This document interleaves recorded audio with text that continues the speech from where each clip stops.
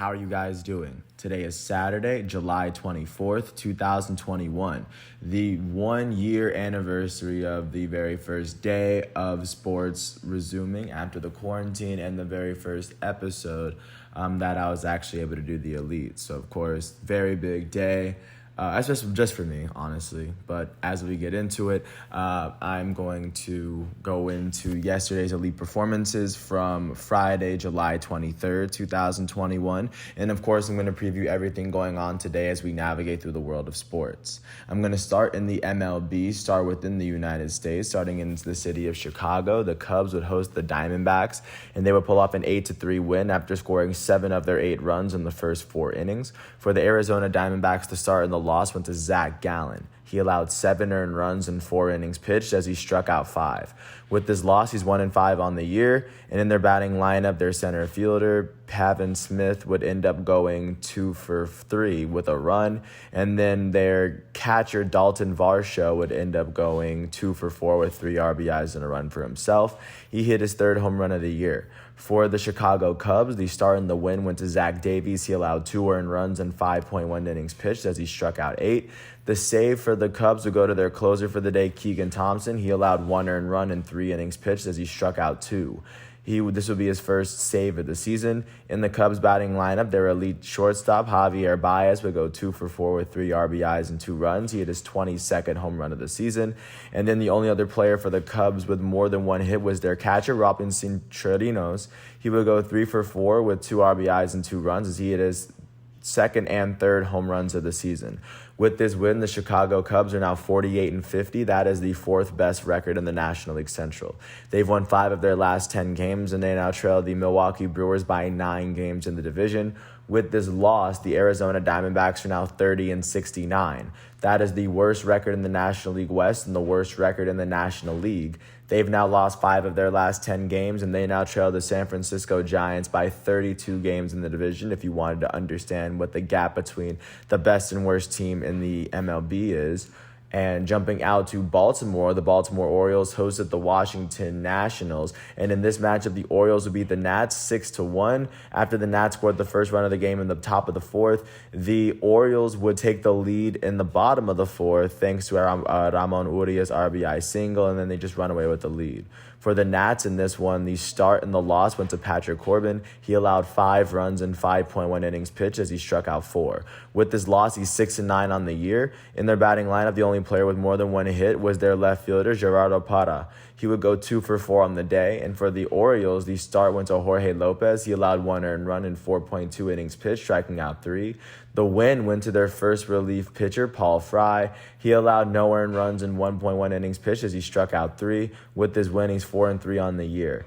In their batting lineup, nobody on the team finished with more than 1 hit. Or actually, no, their second baseman, Pat Valaika, was the only player to finish with more than 1 hit. He went 2 for 3 with 2 RBIs and 2 runs, and his 2 hits were his 3rd and 4th home runs of the year. With this win, the Baltimore Orioles are now 32-64. That is the worst record in the American League East and the worst record in the American League as well.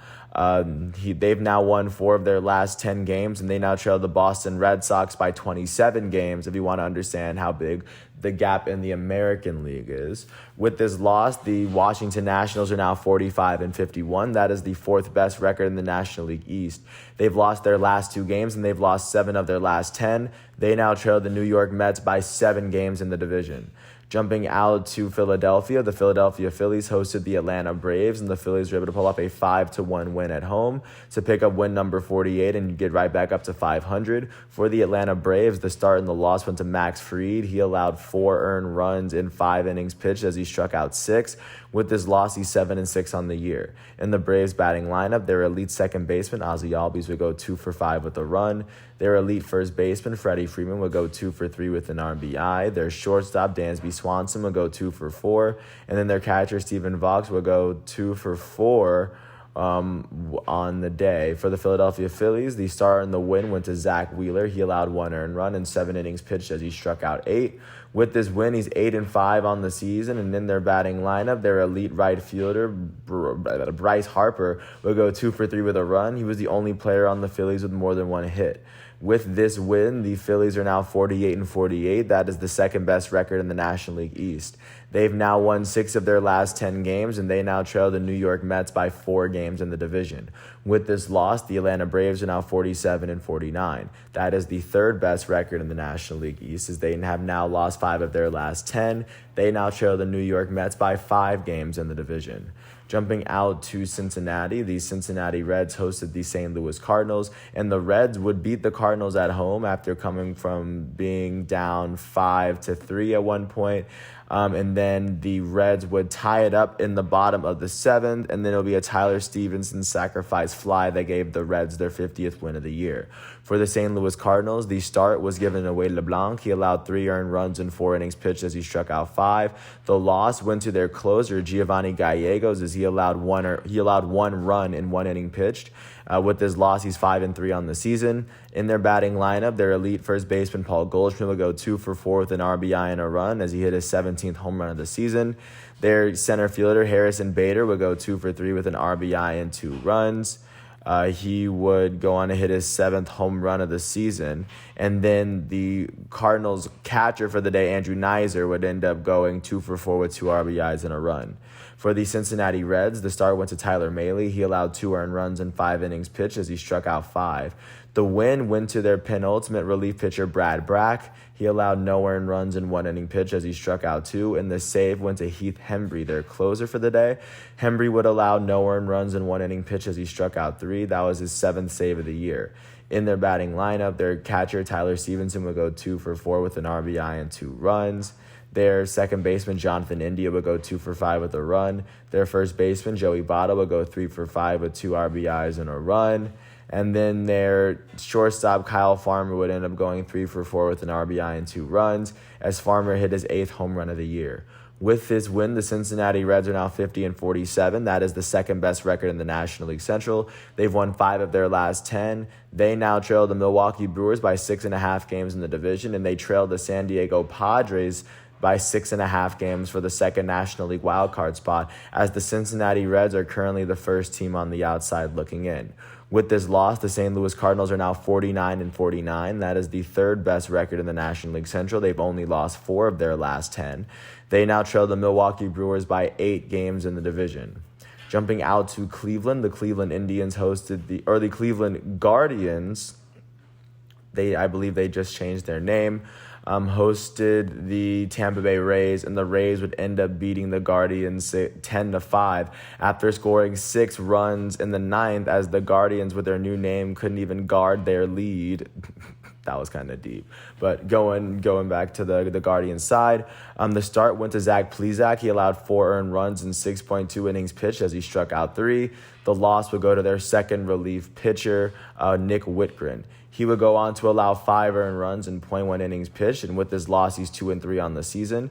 In their batting lineup, their elite third baseman, Jose Ramirez, would end up going 2 for 3 with 4 RBIs and a run. He hit his second triple of the season, and he hit his 20th home run of the season. Their first baseman on the day, Yu Chang, would end up going 2 for 4. And those are the only 2 players for the Guardians who had more than 1 hit. And for the Tampa Bay Rays, the start was, of course, given to Josh Fleming. Fleming allowed 3 earned runs in 4 innings pitched as he struck out a batter. The win went to the Rays' second relief pitcher, Matt Weisler. He allowed 1 earned run in 2 innings pitched as he struck out 4. With this win, he's 3-3 on the season. In their batting lineup, their elite shortstop, Wander Franco, will go 3 for 5 with an RBI and a run.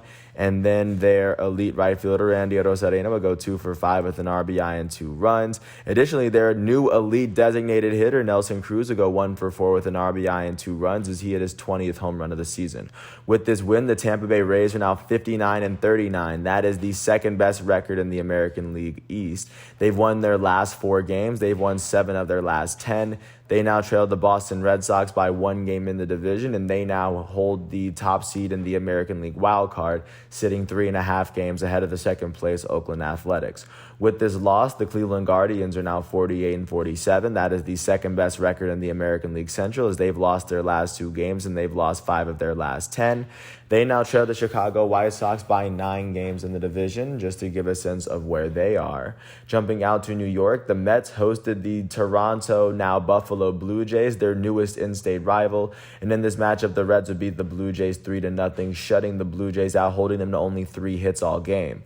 For the Blue Jays, the start and the loss went to Steven Matz. He allowed 2 earned runs in 5.2 innings pitched, as he struck out 5. The former New York Mets pitcher is now 8-5 following this loss. In their batting lineup, nobody on the team would finish with more than 1 hit. And for the New York Mets, the start and the win went to Tyler McGill. He allowed no earned runs in 6 innings pitched, as he struck out 5. With this win, he's 1-0 on the year. And the save went to their closer, Edwin Diaz. He allowed no earned runs in 1 inning pitched, as he struck out a batter with his win, or this was his 20th save of the season. And in their batting lineup, their elite first baseman, Pete Alonso, would be the only player with more than 1 hit. He went 2 for 4 with 3 RBIs and 2 runs. His 2 hits were his 20th and his 21st home runs of the season. And with this win, the New York Mets are now 51-43. That is the best record in the National League East. They've won their last 2 games, and they've won 5 of their last 10. They now sit 4 games ahead of the second-place Philadelphia Phillies in the division, and they are currently holding on to the 3rd seed in the National League at the moment. With this loss, the Toronto Blue Jays are now 48-45. That is the 4th best record in the American League East. They've lost their last 3 games, and they've lost 5 of their last 10. They now trail the Boston Red Sox by 9.5 games in the division, and at the moment, they currently trail the Oakland Athletics by 5 games for the second wildcard spot. Jumping out to Miami, the Miami Marlins hosted the San Diego Padres. The Padres were able to beat the Marlins 5-2 on the road. For the Marlins in this matchup, the start and the loss was given to their young starting pitcher, Zach Thompson. Thompson allowed 3 earned runs in 5 innings pitched, as he struck out 3. With his loss, he's 2-3 on the year. In their batting lineup, their center fielder, Starling Marte, would go 2 for 3. And then their right fielder, Adam Duvall, will go 2 for 4 with an RBI and a run, as he hit his 22nd home run of the season.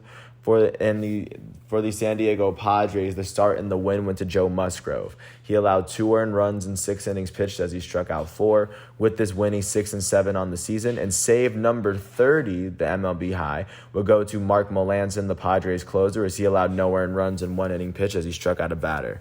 This would be his 30th save of the season. In their batting lineup, their center fielder, Trent Grisham, will go 2 for 5 with an RBI. And with this win, the San Diego Padres are now 58-42. That is the 3rd best record in the National League West.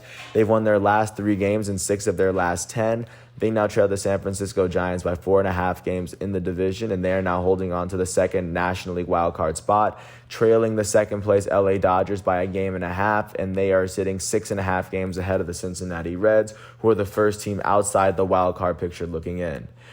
And with this loss, the Miami Marlins are now 41-57.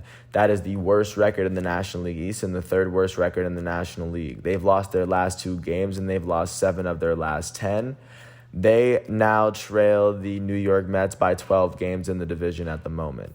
Jumping out to Boston, the Boston Red Sox hosted their division rivals, the New York Yankees. And in this matchup, the Red Sox will pull up a 6-2 win at home after scoring 3 runs in the 5th and 3 runs in the 7th. Rafael Devers hitting 2 home runs for multiple runs. So, of course, he would be the hero of the day for them. For the New York Yankees, the start and the loss went to their elite starting pitcher, Garrett Cole. He allowed 3 earned runs in 5 innings pitched, as he struck out 8. The 3 runs he would give up, or I guess 2 of the 3 runs he would give up would be to Gleyber Torres. He gave up 1 home run on the day. With his loss, he's 10-5 on the season. And nobody on the Yankees would finish with more than 1 hit. A lot of that can be attributed to great pitching from Boston. For Boston, the start went to Eduardo Rodriguez. He allowed 1 earned run in 1 inning pitch, as he struck out a batter. The win went to Boston's 2nd relief pitcher, Yaxel Rios, as he allowed no earned runs in 2 innings pitched, striking out a batter. With his win, he's 3-0 on the year. In their batting lineup, their second baseman, Kike Hernandez, would go 2 for 3 with 2 runs. Their center fielder, Jarren Duran, would end up going 2 for 3 with 2 runs. Their their all-star third baseman, Rafael Devers, would go 2 for 4 with 5 RBIs and 2 runs as he hit his 25th and 26th home runs of the season.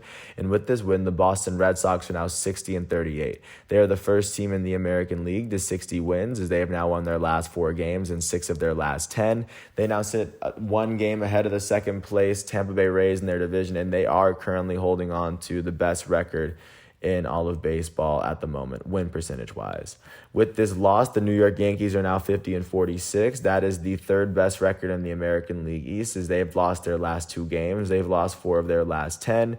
They now trail the Boston Red Sox by 9 games in the division, and they now sit 4.5 games behind the Oakland Athletics in the American League wildcard race at the moment. Jumping out to Kansas City, the Kansas City Royals hosted their division matchups, the Detroit Tigers, and the Royals pull off a 5-3 win at home, scoring all 5 of their runs between the 3rd and 5th innings. For the Tigers, the loss was given to Willie Peralta. He allowed 5 earned runs and 5.2 innings pitched as he struck out 3. With this loss, he's 3-2 on the season. In their batting lineup, their first baseman, Jonathan Scope, went 2 for 3 with an RBI, and then their second baseman, Willie Castro, would end up going 2 for 4 with an RBI and 2 runs on the day as Castro hit his 7th home run of the season. For the Kansas City Royals, the start and the win went to Chris Bubich. Bubich would allow 1 earned run in 6 innings pitched as he struck out 4. With this win, he's 3-4 on the year. And the save went to their closer, Greg Holland. Greg Holland would go on to allow no earned runs in 1 inning pitch as he struck out 2. That would be his 7th save of the year. And with this win, the Kansas City Royals are now 40-55. And also Carlos Santana, their first baseman, hit his 16th home run of the season. But going back to the Kansas City Royals, they're now 40-55. That is the worst record in the American League Central, and that is the 3rd worst record in the American League. They've won their last 3 games and 4 of their last 10, and they now trail the Chicago White Sox by 17 games in the division. With this loss, the Detroit Tigers are now 47-52. That is the 3rd best record in the American League Central. They've lost 3 of their last 10 as they now trail the Chicago White Sox by 12 games in the division. Jumping out to Houston, the Houston Astros hosted the Texas Rangers in this in-state divisional matchup, and the Rangers pull up a 7-3 win after scoring all 7 of their runs in the 3rd and 4th inning. For the Texas Rangers, the start and the loss went to Colby Allard. Allard allowed 7 earned runs in 4 innings pitched as he struck out 5, and with his loss, he's 2-8 on the year. In their batting lineup, their shortstop, Isaiah Kiner-Falefa, will go 2 for 4 with an RBI and a run. He was the only player on the Rangers with more than 1 hit.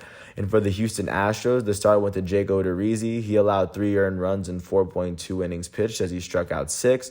The win went to the Astros' first relief pitcher, Brandon Belock. Belock would allow no earned runs in 2.1 innings pitched and only 1 hit, and he would strike out a batter. With this win, Belock is 3-3 on the season. The only player on the Astros with more than 1 hit was their third baseman, batting 9th, Robel Garcia. He would end up going 3 for 3 with a run.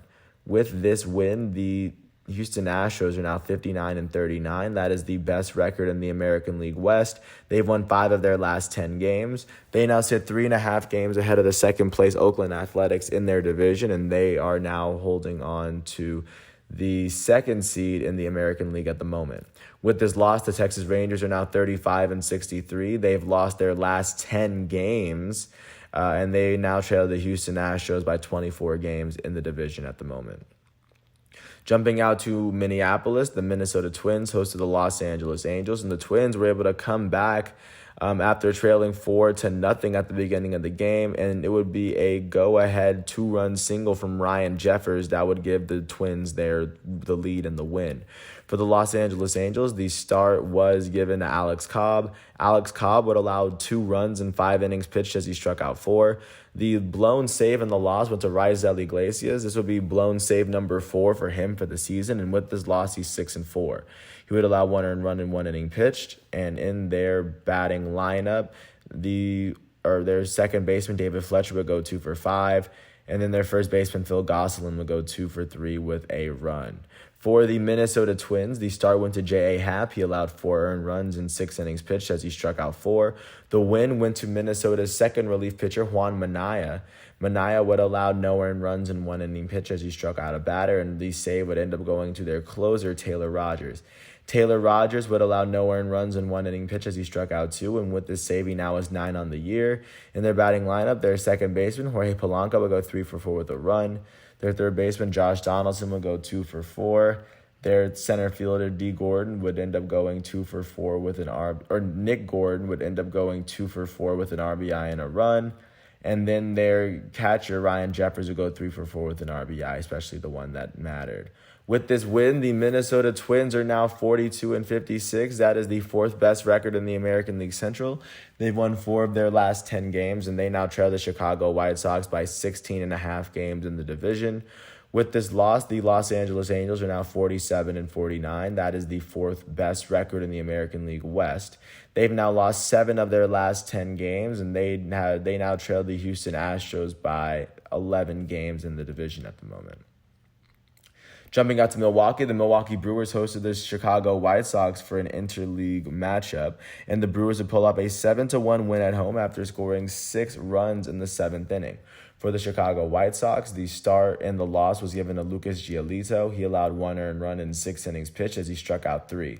With this loss, he's 8-7 on the year, and in their batting lineup, their left fielder Andrew Vaughn would go 3 for 4 with an RBI and a run. For the Milwaukee Brewers, the star was Freddie Peralta. He allowed no earned runs and only 1 hit in 4 innings pitched as he struck out 5 batters on the day. The win went to Adrian Hauser, their first relief pitcher, as he allowed no earned runs in 2 innings pitched as he struck out 2. With this win, he's 6-5 on the year. In the Brewers' batting lineup, their catcher Omar Narvaez would go 2 for 4. And then their first baseman, Rowdy Tellez, would end up going 2 for 3 with 2 RBIs and a run. With this win, the Milwaukee Brewers are now 57-41. That is the best record in the National League Central. They've won 5 of their last 10. They now sit 6.5 games ahead of the second-place Cincinnati Reds in their division, as they are currently holding on to the number 2 seed in the National League. With this loss, the Chicago White Sox are now 58-39. That is still the best record in the American League Central, as they've now lost their last 2 games, and they've lost 4 of their last 10. They now sit 9 games ahead of the second-place Cleveland Guardians in their division. Jumping out to San Francisco, the San Francisco Giants hosted the Pittsburgh Pirates, and the Pirates were able to pull up a 6-4 win on the road as they were able to score 3 runs in the 7th in order to gain the upper hand in this matchup. For the Giants, the start went to Johnny Cueto. He allowed 3 earned runs in 5 innings pitched as he struck out 7. The loss went to the Giants' second relief pitcher, Dominic Leone. Leone would allow 3 runs in 0.1 inning pitched, and with his loss, he's 2-1 on the season. In their batting lineup, their future Hall of Fame catcher, Buster Posey, would go 2 for 4 with a run, and then their shortstop, Thairo Estrada, would end up going 2 for 4. For the Pittsburgh Pirates, the start was given to Chad Kuhl. Chad Kuhl allowed 3 earned runs in 5.1 innings pitched as he struck out 8. The win was given to the Pirates' first relief pitcher, Chris Stratton, as he would allow no earned runs in 0.2 innings pitched, striking out 1. With this win, he's 3-0 on the year, and the save went to the Pirates' closer, Rich Rodriguez. He allowed 1 run in 1 inning pitched as he struck out 2, and with this save, he has 14 on the season. In their batting lineup, their center fielder, Brian Reynolds, would go 2 for 5 with 2 RBIs and a run, and with this win, the Pittsburgh Pirates are now 37-60.